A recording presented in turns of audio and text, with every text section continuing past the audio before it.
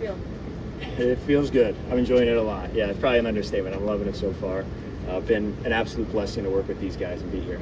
What sort of progress have you seen from the offense and the guys, I guess, as they try and kind of get it under their belts? A lot of them been talking about just how many layers there is to learn.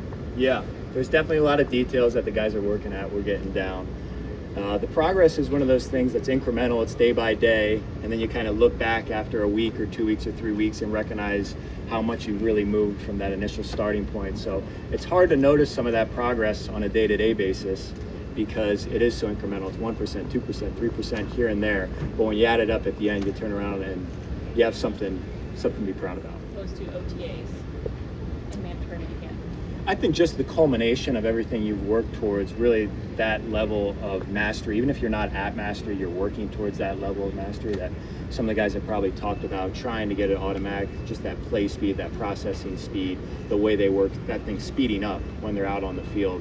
I think you look at that, their level of execution and operation, the details that show up. It's a bunch of little things that go into it, but really it's everything that you're working towards. Everything matters out there. So there's not one thing in particular, but you would like to see all of that stuff to continue to evolve. Are you starting to see the young guys kind of settle in now they have like about a dozen practices under their belt? I think there are flashes here and there. I think it's probably on an individual basis, but it's good to see the guys. You guys saw some of the younger guys out there making plays today. It's good to see them get the opportunities and flash when their number's called.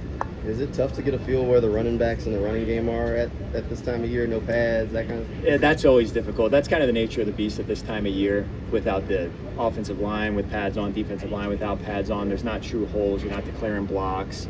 So it's easy to second guess the guys or say this was a sack, this was a bad run, this was a good run, but that's kind of the nature of practicing during this time of the year. He's to take more of that leadership role this season. What have you seen from Musamara?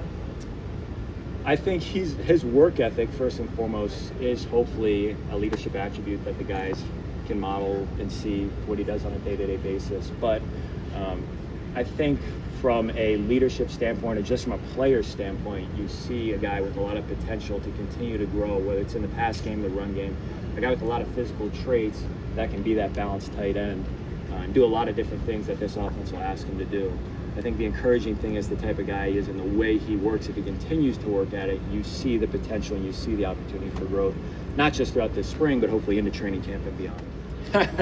I know I like him a lot better on the other side of the ball. That's about the end of my scouting report. Yeah, just get him on the other side of the ball. I'll enjoy it much more on Sundays when he's not going against us. Fair enough. How has Trevor kind of progressed maybe from the start of the offseason to now? I think he's progressed in a lot of ways. I think first and foremost, learning the offense, like we talked about, it's a lot to learn. There are a lot of layers, a lot of details, and that can hinder a guy's play speed or processing speed. And I think as he's continued to work at that and study, you see the effect that it has physically in terms of playing fast, confidence and comfortability, taking drops, techniques, fundamentals, those types of things that show up on 7-on-7 or team periods that might be easier to see on the field. But I think the mental growth as well as that physical growth, whether it's the individual period, those fundamentals that we're working on, all in all has come together to a level of comfortability that will be closer to what we get on game day, but I think he knows, we all know that it's still not to where ultimately he can be. So it's a work in progress, but I'm appreciative of the work he's put in thus far. In that moment rather than, obviously you're going to watch looking at the film to have those little moments come through. Yeah, there are little things here and there. Some are better done immediately after the play. Some are better done in the meeting room or at the end of practice or whenever the time is right.